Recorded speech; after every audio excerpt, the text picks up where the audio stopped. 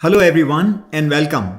I'm Naveen Agarwal and this video is a recording of a presentation I just made at the monthly chapter meeting of ASQ Bay Area Texas. This is American Society for Quality local chapter in the Bay Area of Texas. They invited me to give a presentation and I talked about benefit risk evaluation of medical devices using an example actually provided by the FDA. But the big picture here is that the benefit risk is involved in decision making, ranging from our daily lives to complicated projects which involve matters of life and death. We do it all the time. There's a lot of judgment involved. But what I'm talking about in this presentation is how you can develop a process around it and continually improve that process. So take a look. This video is about 30 minutes long. And if you're in the medical device industry, it'll appeal especially to you because the example I'm using is specifically coming from the FDA. Enjoy. Please let me know if you have any questions. Leave me a comment or engage with me on LinkedIn. Thank you. Let's go ahead and have Dr. Agarwal go ahead and make his presentation. We're again glad to have you tonight. Sorry for the hiccups. No problem. And thank you for inviting me. I really appreciate the opportunity to just share some thoughts with you guys. I want this to be really quite informal and casual. You will have the slides after my presentation. So the intent here is not to kind of just dump a lot of content, but rather have a dialogue. And I know it can be difficult on a forum like this. So I will, at various points in my presentations, pause and give you an opportunity to ask a question or share any comments or your own experience. I know we are from different industries. So I will certainly talk mostly about the medical device industry, but the process or the methodology that I'm going to describe, hopefully, will give you some ideas to apply it in your other work as well from different industries. So really, if you think about it, we make decisions. We are confronted with decisions almost on a daily basis in our own personal lives, right? We are making choices and we are deciding which way to go. And most of the times we are making these decisions quite intuitively. Sometimes we spend a fair amount of time gathering information to make the decision. But essentially what we are evaluating is benefit risk of different options that we have. So in this context, it is important to understand that benefit risk is all about making decisions. So let's look at the three key questions we usually consider. The first one is how big? We also go by size of the prize. What is the benefit? What is the effect any activity or product will have? So how big is the impact? We are trying to answer that question. So, think about this meeting. You decided to come to this meeting.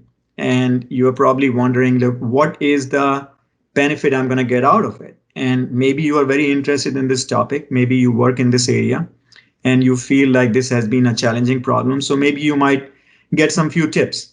Or if you don't work in this area, you're curious what it could be all about. So, and you have attended other meetings in the past and you have learned a great deal from ASQ presentations. So you are thinking, yeah, maybe I will learn something. But second question is, how bad could it be? I don't know anything about this speaker. Is he gonna be really telling me anything useful? I've had very boring speakers in the past. So you're trying to kind of make that assessment as well. Like, is it really going to be worth my while? How much can I gain? Is it going to be worth my while? So it's the kind of upside downside assessment. And most of it is going on in our minds on a daily basis intuitively. We don't even spend too much time on it, but it's happening behind the scenes. But the third key question, which really helps us decide, is compared to what? We are making these evaluations in comparison to something else. Now, maybe this is a great topic for you. Maybe I'm a great speaker. But if you have something more exciting going on, let's say, your kid's basketball game to go to, you're definitely not going to come to this. There may be more ASQ meetings in the past. Or if you have, we are living in the time of COVID, we cannot go out, nothing better to do. So yeah, how bad could it be? At the very least, I will get my recertification units. So these kind of conversations are happening behind the scenes and assessments are happening behind the scenes. And we do it almost every moment of the day. Decisions, small decisions, big decisions involve choices. And this kind of analysis goes on. But what if it is a life or death situation? Let's say you have a hurricane coming. I live in Florida and you guys are in Texas. I know you also face your challenges with hurricanes. Um, do you evacuate or not? It's a very serious decision. Does your city make a decision to announce everyone should evacuate? What's if a serious decision? Are we going to go with our gut, or are we going to have a process in place to rely on it to guide our judgment? We are, at the end of the day, we are making a judgment. And in most cases, we are making a judgment based on incomplete information. But is it going to be just like a flip of a coin, roll of a dice, or a gut check, or are we going to have a process in place? That's what I'm going to talk about today is how can we think about benefit risk, which is closely linked to what FDA does when they try to approve or clear your product. But benefit risk is more than just FDA. It happens everywhere in any industry, in every decision we make. So I'm going to impress upon you that yes, a judgment is involved, but a process can be implemented and it can be useful. Okay. Here is why we have to rely on a process. So, we can simply look at a 2x2 grid, benefit versus risk. On the horizontal axis, I have low to high, benefit low to high, just, very simple. And let's say we have a situation, a scenario where, someone knows precisely what the benefit and the risk is. Now, there might be a scenario where some of us may think that risk is just too high. And as a result, our interpretation is going to be that the benefit is actually quite low.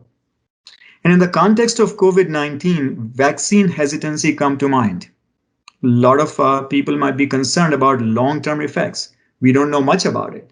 And they are focusing on the risk without appreciating that the benefit is actually quite good. So in their mind, their perception is the benefit is not that big. On the other hand, there might be scenarios where we may really get excited about the potential benefit to an extent that we think that the risk is low. This is where our perception can distort our judgment. And you see this terminology effect. This terminology comes from a body of research which is presented here, Feeling of Risk by Paul Slovic. Very, very fascinating research. The term affect refers to a feeling of good or bad with or without consciousness. It's a feeling. Now, to a person who is kind of here in between, right here at the target, these perceptions may appear irrational, but I will tell you that there is nothing irrational about them. It is how, as humans, we react to scenarios, the stimulus, the information comes our way. And that is where sometimes our judgment is wrong. So this is not a question about rational versus irrational. This is a question about understanding how humans make decisions. And this is why creating a process that works could be helpful to help us come out of this mode. And you can appreciate from this chart that it'll be very nice to have people on your team who are naturally focused more on risk versus benefit, and people who are naturally focused on benefit versus risk. Sometimes we call them, glass half full, glass half empty type of people, or optimistic people or pessimistic people. Whatever you might call it, people look at things differently, and that is where different thoughts can bring different input and perspective to the process. So I'll stop here for a moment. Does this make sense so far? Does it match with your experience? Any questions, comments? Anybody wants to share something? Yeah, I think you're right. And we use a modified version of this chart a lot of times when we're trying to decide what projects to do. And we called it a pick chart, and we just put the letters PICK on low, and then you move up. So it's like P on the bottom left, and then I above that, and then C, and then K in the lower right. And we said that means if you start with I, you say implement that. If you get in the C, you say challenge that. If you get in the K, you Hello? We lost you, Kurt. Okay, we will wait. say kill that. Okay, go ahead. Hello? Go ahead. No, but just wanted to say, familiar, you got to get people with different opinions to agree. Yes. And I think what I want to highlight here is that instead of getting into this rational versus irrational conversation and trying to convince the other party with more facts, we should realize that strategy doesn't work. We should appreciate how people think and how people respond to stimulus and information and respect that and find a way to work together, recognizing these differences. So, in my experience, what I found that whenever I hear this type of a feedback from people who might be in the negative effect or positive effect, I pause and say, let's understand what it is that they are looking for and how they are evaluating information. So, point I want to make here is that benefit risk, yes, it involves an analysis, but a lot of it is judgment. And when people make judgment, let's be aware that their judgment can be distorted by their perception. And as a team, we want to make the right judgment. So that's the whole point. So that's why risk management is a business process. Where do we look for guidance? In my industry, medical device industry, we look for guidance in a standard called ISO 14971, which is application of risk management to medical devices. And this might be very simple process map that you can think of. You're going to identify, estimate, evaluate risks. And in my industry, of course, risk means many things to many people. But in my industry, risk in this context means risk to safety, anything that can cause injury or harm. That's what we are thinking about right now. So we're going to identify, estimate, evaluate, control them. We will look at what our residual risk is and then do the benefit risk analysis to make a decision, go, no go, should we go back to control, do more of it, or should we go forward? Then we're going to monitor what's happening post-production or post-market, and again, bring the cycle back. So this is a cyclical process which is supposed to be continuous with the goal of getting better over time. And how we get better is by maximizing the benefits of our product and minimizing the risks of our product. So I like to keep it simple because this should be applicable to almost any industry, any activity we do. So I want to pause and see if you guys have come across something similar, or do you apply a similar approach in your work? First of all, if you could just share a little bit about the industry that you are representing, that'll help.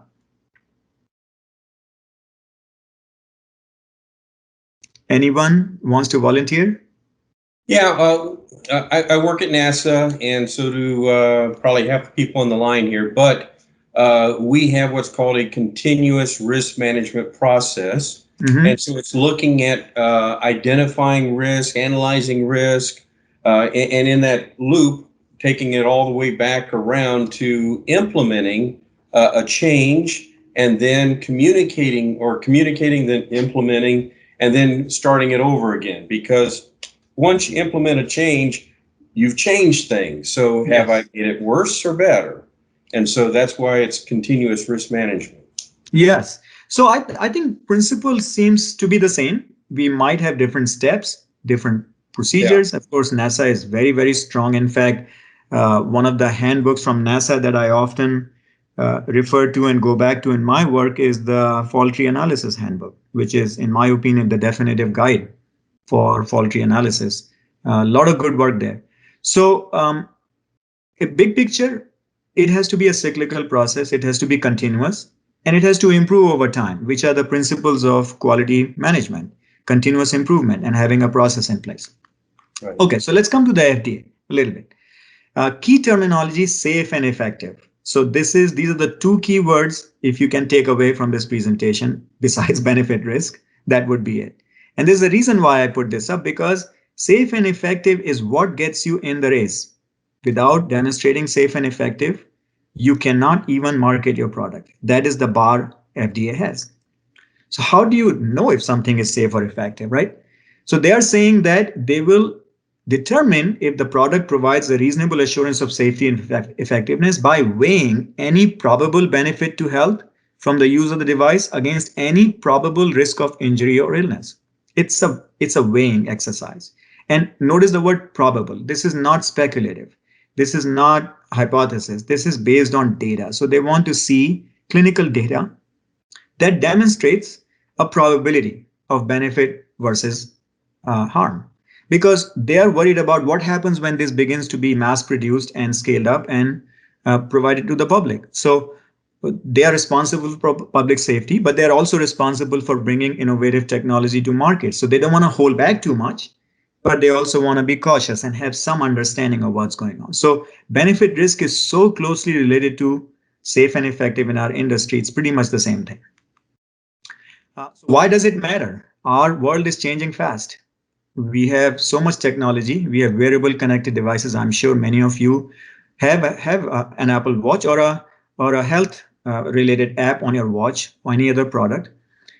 We might be using continuous glucose monitors, which is the second product shown here, and monitoring our glucose levels. That's possible now without a finger prick. We have heard about robotic assisted surgery. It's becoming more and more common. We have heard about artificial intelligence and diagnostics in imaging. Imagine trying to detect possibility of this diabetic retinopathy, which can actually make you go blind over time if it's not detected early. Doing that in the primary care's office, that's huge. Or 3D printing, printing a part, a body part on demand, specific to your requirements. On-demand manufacturing. So this is happening in our industry too. And as a result, we have to be concerned about safe and effective on an ongoing basis. So ISO 14917, again, don't want to go into too much detail with you, but you might have heard some kind of a seen risk matrix like this. On top, you have a severity scale.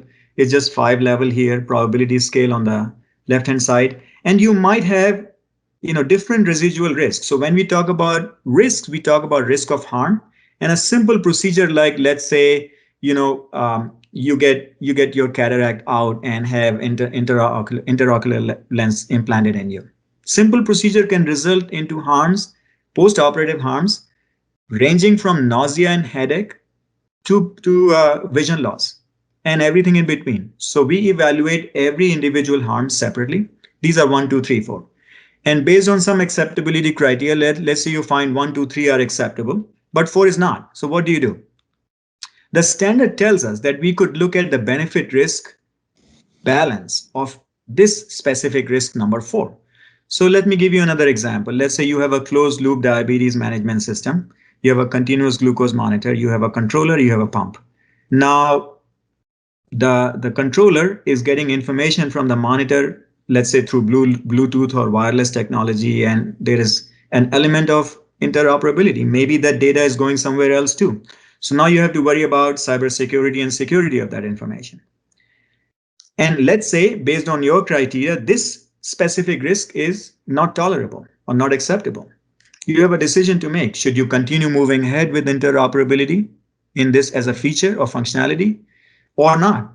Should you do something more and wait in the future? That's a decision to make. Now, the standard does tell you that if the evidence you gather does not support the conclusion, then you may consider modifying the medical device or its intended use. Otherwise, it remains unacceptable. Doesn't mean that you don't move forward, because in the very same breath, they say you also have to look at the overall picture and aggregate analysis.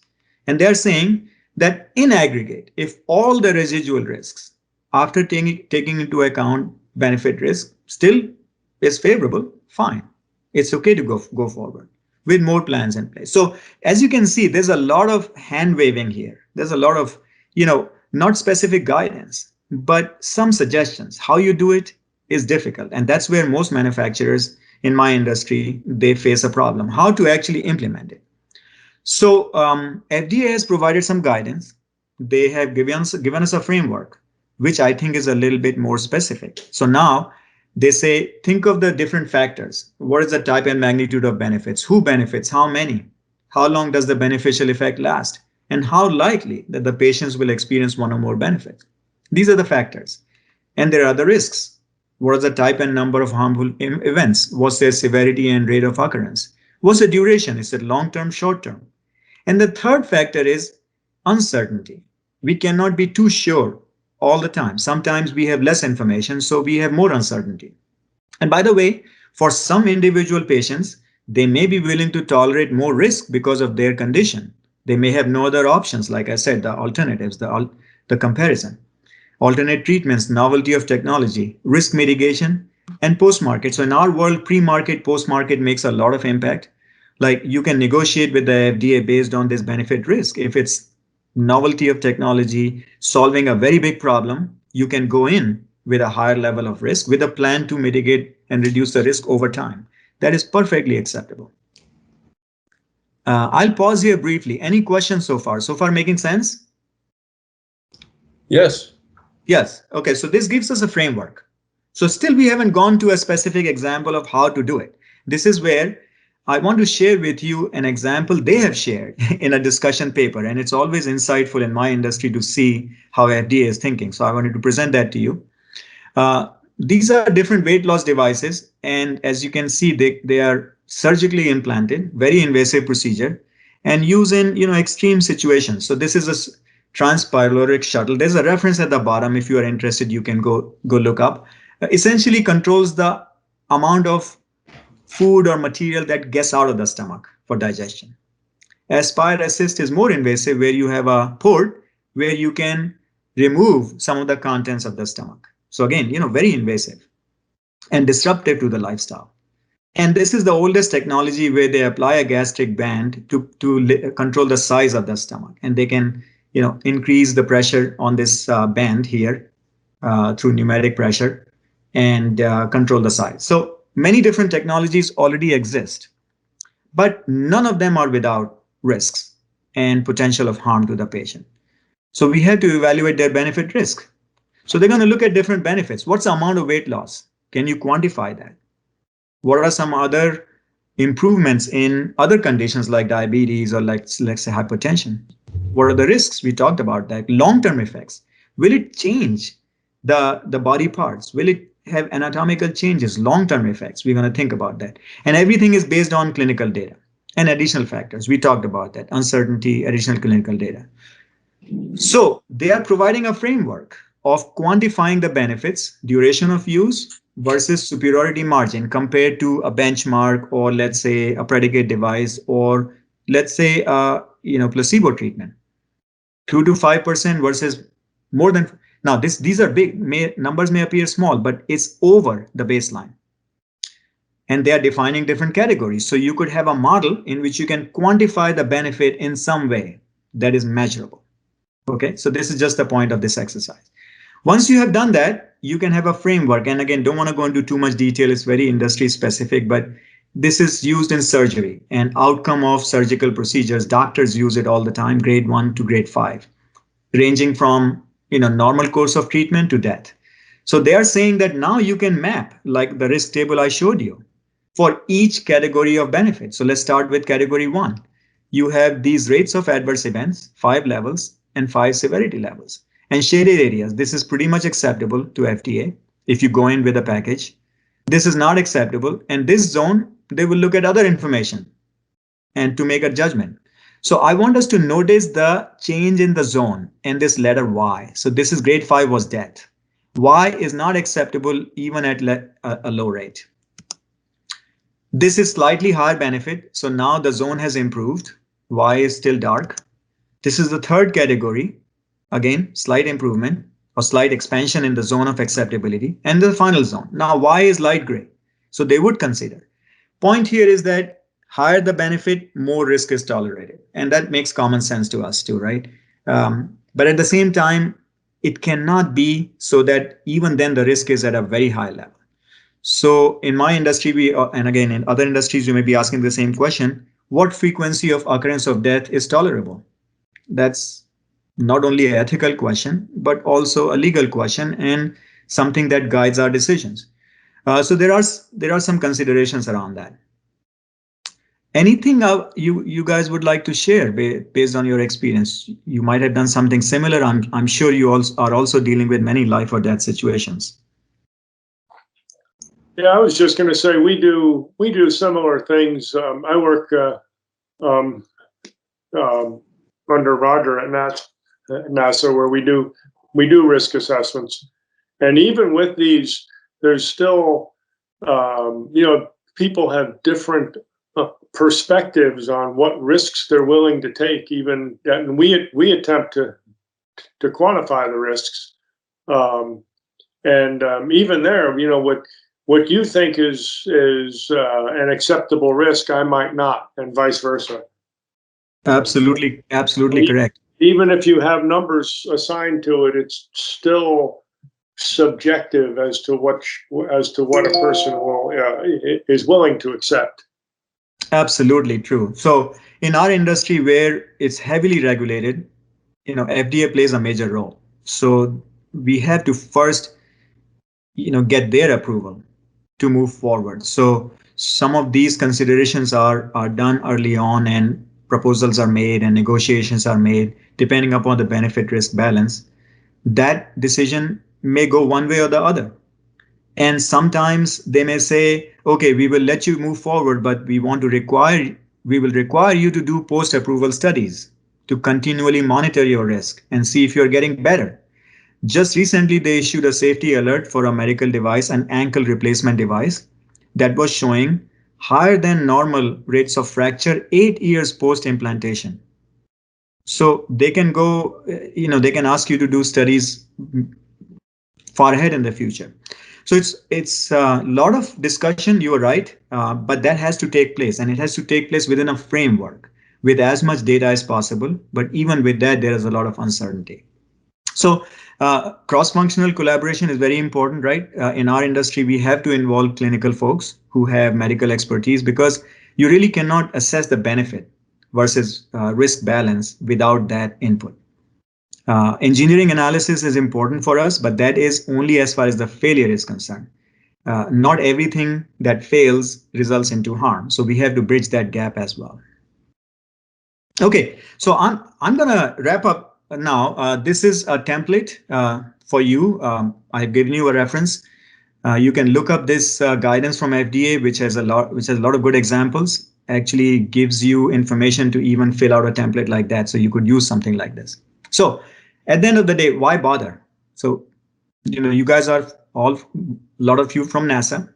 You can relate to that. We were called upon to do something wild and crazy, almost impossible. But we did it anyway, right? It was really a gutsy thing to do. A lot on stake, a lot of hard work, a lot of heartache as well. Every time I go to a Kennedy Space Center, I'm fascinated by the history. But think about if people had not considered that big lofty goal while keeping their feet on the ground, working hard day in and day out, would we be here? So the point of this slide is, yes, we take bold moves, but we also work hard to make sure we have a process and we are doing all we can to manage our risks. So this is one of my favorite quotes. Stay hungry, stay foolish. Never be satisfied with what we have, always improve. And stay foolish is take risks. However, I also believe that we need to trust the process. Hold the vision, trust the process. Because we don't want to be just flipping a coin or, rolling a dice. That's not what we are talking about. So in closing, benefit risk evaluation is an important part of decision making.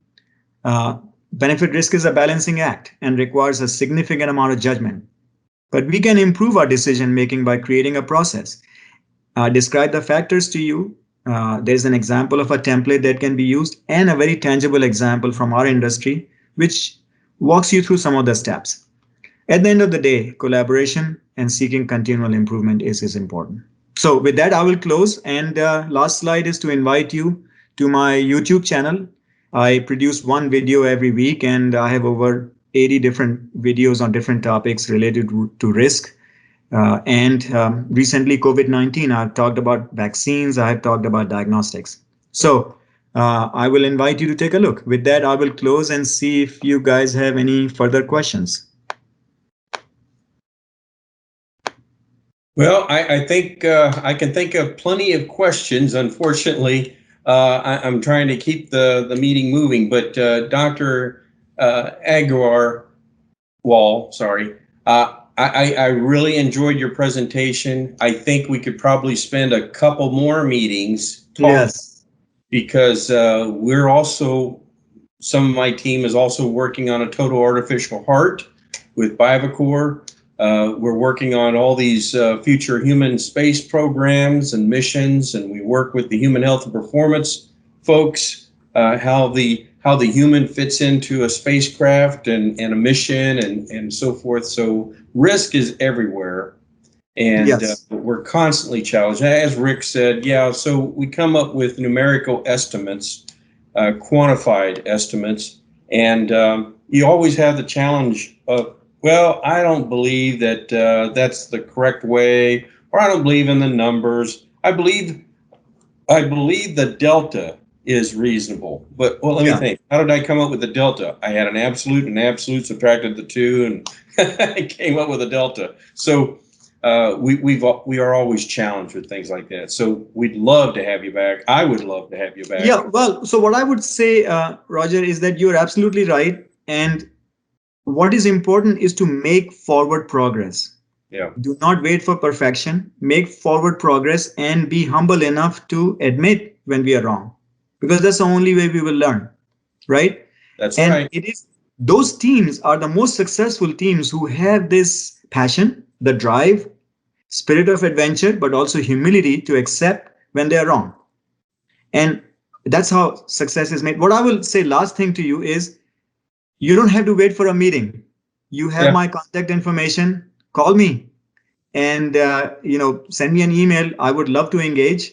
I work on my own now, so I don't have to answer to too many people. So Okay. I'm perfectly willing to engage as much as I can. Well, I So enjoyed how your charge closed out, and so would look forward to seeing going through it again offline and so sure forth. thing. Okay. Sure thing. Thank Well, you. Thank you again. thank you, Dr. Agarwal.